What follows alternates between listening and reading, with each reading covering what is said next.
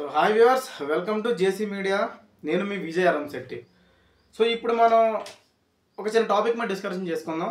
So షార్ట్గా యూట్యూబ్లో thumbnails అంటే పైన థంబ్నెయిల్ ఒకటి ఉంటుంది, కంటెంట్ లోపల ఒకటి ఉంటుంది. కంటెంట్ చూసిన తర్వాత స్కిప్ చేసేస్తూ ఉంటారు. సో అట్రాక్ట్ చేయాలి, హోల్డ్ చేయాలి. హోల్డ్ చేయాలంటే మినిమం ఈ వీడియో మీద క్లిక్ చేసి యాజ్ ఏ వన్ వ్యూ కావాలి అన్నా సరే ఖచ్చితంగా థంబ్నెయిల్ ఒక డిఫరెంట్గా డిజైన్ చేయాలి. ఆ డిఫరెంట్గా డిజైన్ చేయడం కోసం ఎక్కడ లేని చెత్తను తీసుకొచ్చి థంబ్నెయిల్లో పెట్టాలి. ట్రెండింగ్లో ఉన్న టాపిక్ ఆడెవడ పిచ్చినా కూడా ఫోటో తెచ్చి మళ్ళీ ఇక్కడ వేయాలి, రకరకాల పదాలు రాయాలి. సో ఇవన్నీ చేయాలి. ఇవన్నీ చేయకపోతే కానీ మనిషి ఓపెన్ చేయడు. ఓకే, యాజ్ ఏ వ్యూవర్ ఇవన్నీ కనిపిస్తేనే ఓపెన్ చేస్తాడు. లోపల కంటెంట్ ఏముంది కాసేపు పక్కన పెట్టు. సో ఈ విధంగా అంటే ఎన్ని వీడియోస్ అన్నీ ఇలాగే వస్తూ ఉంటాయి. అంటే ఎందుకు వస్తున్నాయి ఇలాంటి వీడియోస్, ఎందుకు వస్తున్నాయి ఇలాంటి థంబ్నెయిల్స్ అన్నీ ఎందుకు పెడుతున్నారు?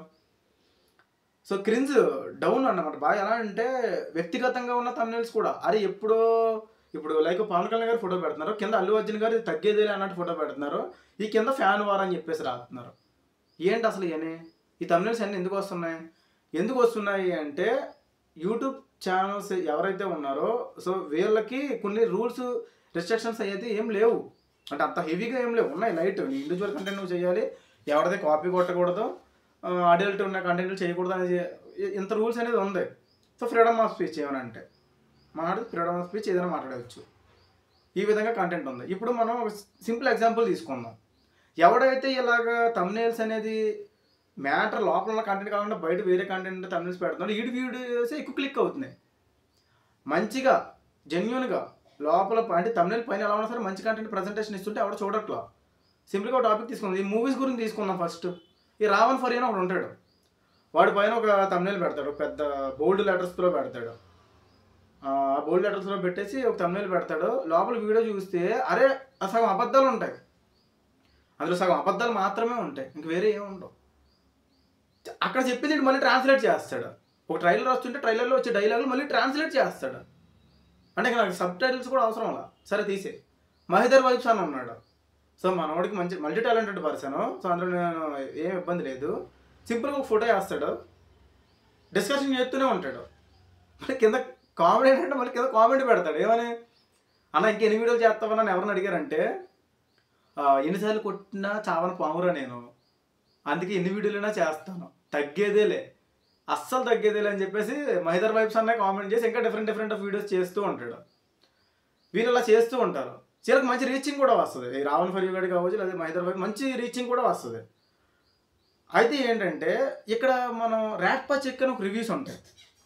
ర్యాట్ పచెక్ రివ్యూస్ అని చెప్పేసి శ్రీనివాస్ రెడ్డి ఏదో సంథింగ్ అబ్బాయి పేరు, మాస్క్ పెట్టుకొని ఉంటాడు, మాస్క్ మ్యాన్. చాలా ఆర్గానిక్గా చాలా జెన్యున్గా రివ్యూ ఇస్తాడు.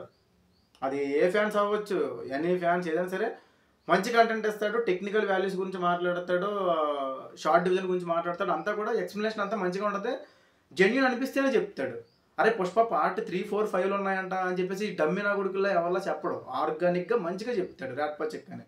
మరి దానికి వీడియోస్కి అంత రీచింగ్ ఉంటుంది? ఉండదు. అతని వీడియోస్కి రీచింగ్ ఉండదు. అరే అక్కడ ఆర్గానిక్గా కంటెంట్ ప్రజెంటేషన్ ఇచ్చేవాడికి రీచింగ్ ఉండదు. కానీ నాలాంటి మాట్లాడతాడు, నాలాగే ఫాలో అయ్యేటోడు ఎవడైతే ఉన్నాడో వాడు మాట్లాడతాడు ఎంత ఆర్గానిక్గా ఇస్తున్నాడు కదా అని చెప్పేసి అని. ఎవడైతే ఇలాగ ఒక ఫ్యాన్ని పొగిడేసి అంటే ఒక హీరోని పొగిడేసి ఇంకో హీరోని తగ్గించేస్తాడో, ఇక్కడ ఈ హీరో హైప్ ఉన్నప్పుడు ఈయన పైకి లేపు ఆపోజిట్ వాడిని తగ్గిస్తాడో, ఇలా బ్యాలెన్స్డ్గా ఎవడైతే ఉంటాడో వీడికి సక్సెస్ రేట్ అనేది ఎక్కువ ఉంది. అందుకే ఈ థంబ్నెయిల్స్ అనేది డిఫరెంట్ వేల్లో ఈ థంబ్నెయిల్స్ అనేది క్రియేట్ చేయడం జరుగుతుంది. ఈ థంబ్నెయిల్స్ వల్ల చాలామంది ప్రాబ్లమ్స్ వస్తుంది. ఇప్పుడు ఒక యూట్యూబర్ ఒక అమ్మాయితో ఏదో సెడ్యూస్ చేశాడు. సో ఒక యూట్యూబర్ మీద కేసు అయింది అంటే సోషల్ మీడియాలో ఎక్కడెక్కడో ఉన్న అమ్మాయిల ఫోటోలు తెచ్చి థంబ్నెయిల్స్లో వేస్తున్నారు. ఇది ఎంత మిస్టేక్ ఇది? అరే మీ ఇంట్లో ఉన్న వాళ్ళు ఎవరైనా అలాగే వేస్తారు? అక్కడ మీ ఇంట్లో ఉన్న ఆడపిల్లల ఫోటోలు ఎవడో సోషల్ మీడియా కూడా ఎవడో ఒక అమ్మాయిని సెడ్యూస్ చేశాడు, ఏదో ఇన్సిడెంట్ జరిగింది, ఆయన రేప్ కేసులో ఆపలేసి పడి దెబ్బారు, ఆయన థంబ్నెయిల్ పెట్టేటప్పుడు మీ ఇంట్లో అమ్మాయిలు వేస్తారా? ఎయిర్గా ఆ థంబ్నెయిల్స్లో డిజైన్ చేస్తారా? డిజైన్ చేయరుగా. మరి అలాంటప్పుడు బయట అమ్మాయిలను ఎలా మీరు ప్రజెంటేషన్ ఇస్తారు? ఇలాగే చాలామంది జీవితాలు నాశనం అయిపోతాయి. ఇప్పుడు యూట్యూబ్ చూసే వాళ్ళు అందరూ చదువుకున్న వాళ్ళు ఉండరు, ఎంటర్టైన్మెంట్ కోసం టైంపాస్ కోసం చూసేవాళ్ళు ఉంటారు. వీళ్ళు ఏమనుకుంటారంటే ఈ థంబ్నెయిల్స్ గురించి తెలియని వాళ్ళు నాన్నే చాలామంది అడుగుతారు, అరే ఇది నిజమా అని. ఇప్పుడు ఏ ఒకటి వచ్చేసింది, ఏ టెక్నాలజీ అంటే మహా డేంజరస్ అది. సో ఇలా ఎంతోమంది అమ్మాయిల జీవితాలు నాశనం అవుతున్నాయి, ఎంతోమంది సెలబ్రిటీస్ జీవితాలు నాశనం అవుతున్నాయి. ఇంట్రెస్ట్తో వచ్చి అరే సినిమాలు చేద్దాం, ఏదో ఫిల్మ్స్ చేద్దాం అనుకున్న జీవితాలు కూడా నాశనం అవుతున్నాయి. దీని మీద ఇంకా వీడియోలు చేస్తూ ఉంటాను. జేసీ మీడియాని సబ్స్క్రైబ్ చేసుకోండి, లేపేద్దాం.